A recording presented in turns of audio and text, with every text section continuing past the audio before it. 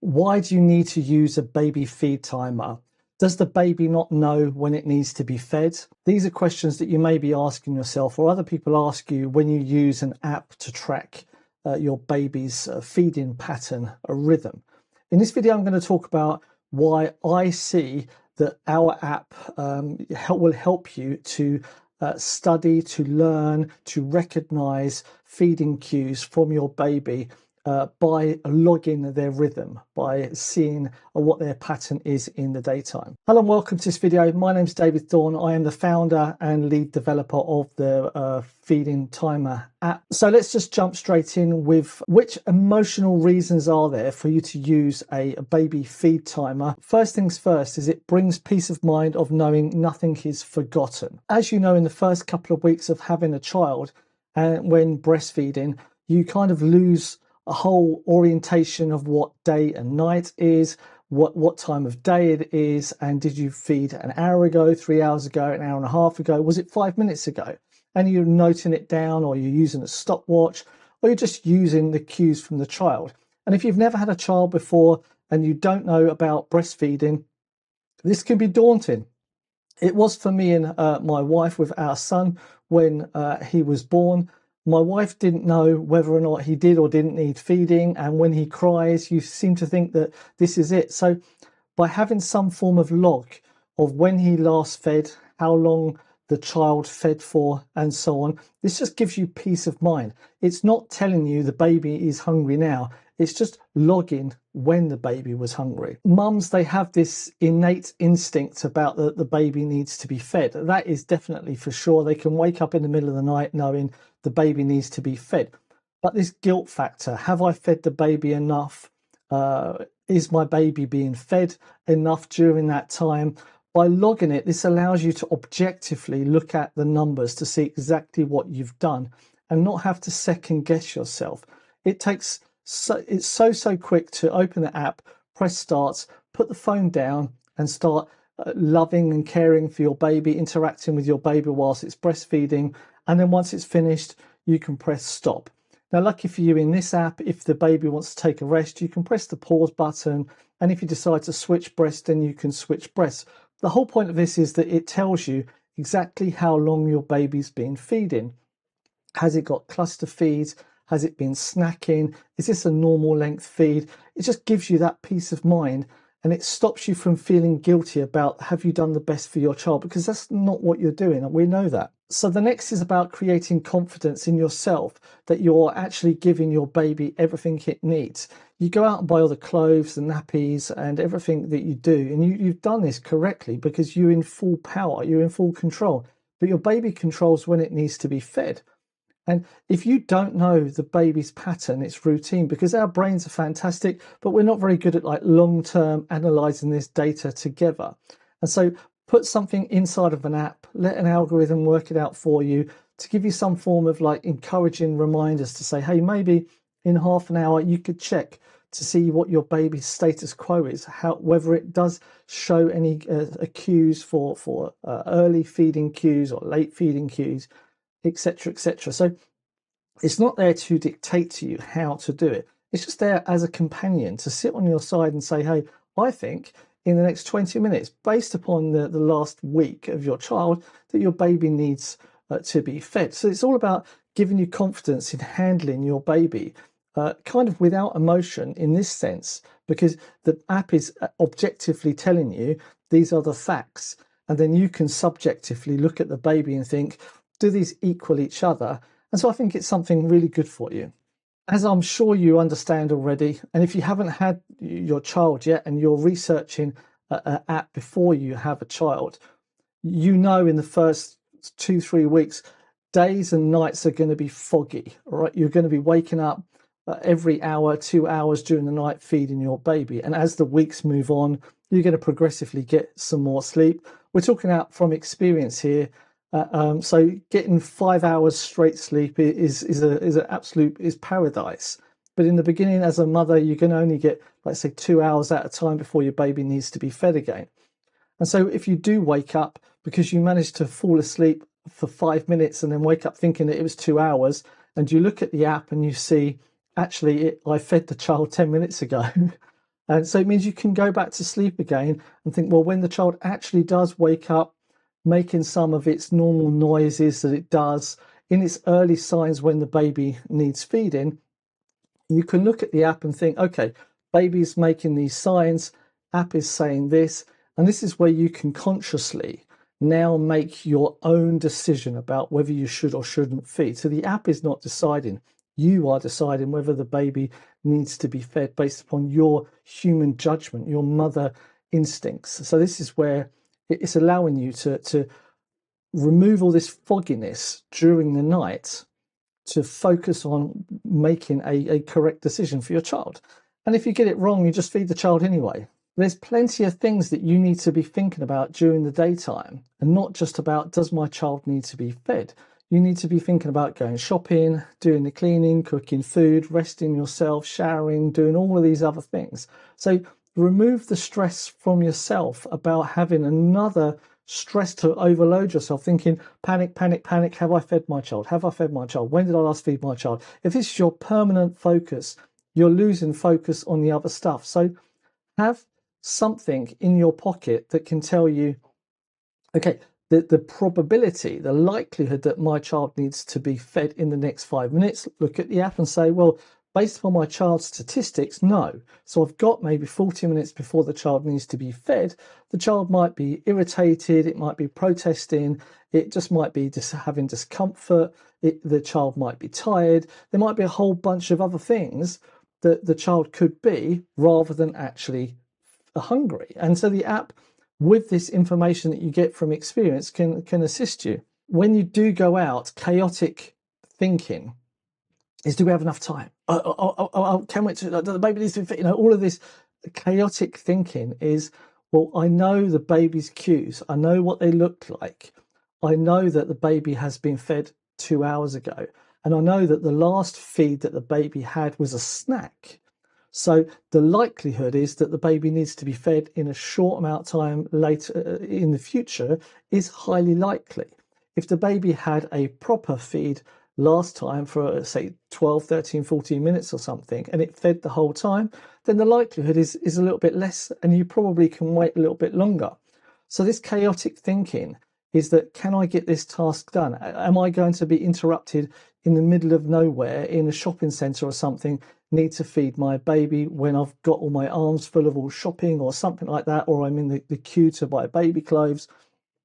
It allows you to think pragmatically about everything and not chaotically. And so I don't see, 30 years ago, or even a short amount of time when we didn't have smart devices, we didn't have all this technology behind it. We had to just go based upon our instincts and also with what the baby said. But today it's a different world. We have technology to help us with this. We have smart watches, we have smartphones, we have all sorts of things going on around us. So why don't we use them to the baby's advantage and to your advantage as well? Now, your partner or parents or caregivers or whoever that are looking after the child, if they have seen over 8+ weeks that your child needs feeding every 2 to 3 hours, but they know from experience, the parents know from experience, that the child can go 4 hours or can go 3.5 hours if treated correctly, and these cues caught correctly to try and get them to sleep again. They can sleep for another 40 minutes. This allows the parents or the mother to go off and do some form of task that she needs to do. So the other partners, the other people around your community, they've got sense of mind that they're not going to have a screaming baby who's hungry in this one time. So it means that you can give this app to your care, the people around you, and they can see that when synchronized data, when the baby needs to be next fed, when they might need to call and say, hey, I think the baby's hungry now, maybe start coming home again. They can look at the history and see, actually, wait a minute, the statistics say that the likelihood is we can get you through another 20 minutes before the mother comes home, and so on. So it's all about the mother and the father, or the mother and the partner, or the mother and the caregivers that are with you, to give them peace of mind as well. So when they are with the child, they know that they've got a certain amount of time. Now, as parents, we need confidence that our baby's growing.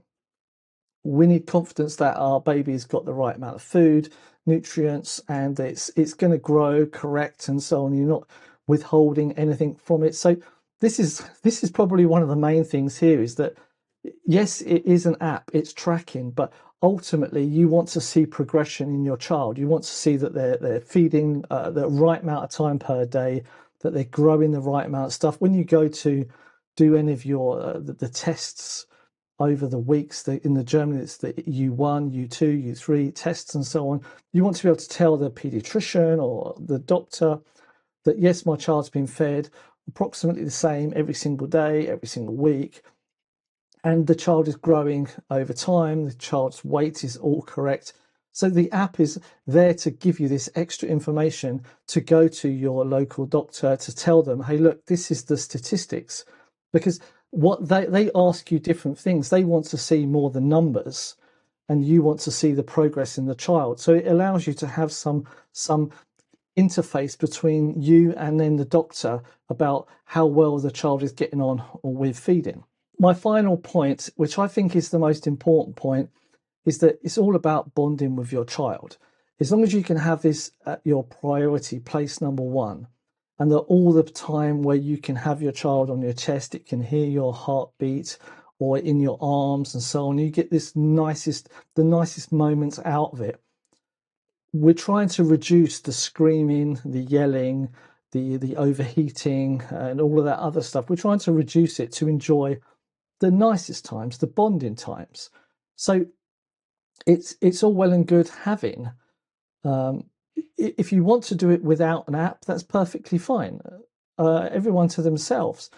But if you want to enjoy the bonding time to its maximum, now I know from my wife's experience with my son and my experience that there's this nice short period of time where I can have him, and I know, yes, he's nearly hungry, yes, he's relaxed, and I can just enjoy with him, where I know that soon he's going to need to have food, but he's relaxed right now, and I can give him up at a nice relaxed stage to my wife for her to feed him. So it allows me to have this bonding time. And after feeding, we know that he needs to be burped or whatever, anything it is to make him comfortable again. To be able to have this time between where he might need to sleep, he might need a nappy change, he might need some form of stimulation, but then there's normally like this sleeping pattern during it as well. And then they have the cues. And sometimes you can just enjoy these cue times nicely as well. So it gives you this understanding of bonding. And I know that my wife can go out shopping quickly, or she can take an hour, she can go to the gym. And I know that I've got enough time here. And towards the end of it, I've got to start thinking, okay, he's going to get hungry soon, because I know statistically when he's going to get hungry. So around there, I need to make sure that I don't irritate him. I keep him nice and relaxed. And this is why it brings me to the bonding part, is as the time slowly goes towards the hungry area, then I've got to calm down. I've got to be relaxed, ready to try and get him to sleep for when my wife does come home, that I can pass him over in a nice calm state. With that said, this video wasn't really about looking at the breastfeeding timer and so on, because I wanted to explain to you what my motivation was behind creating it and how it's helped us.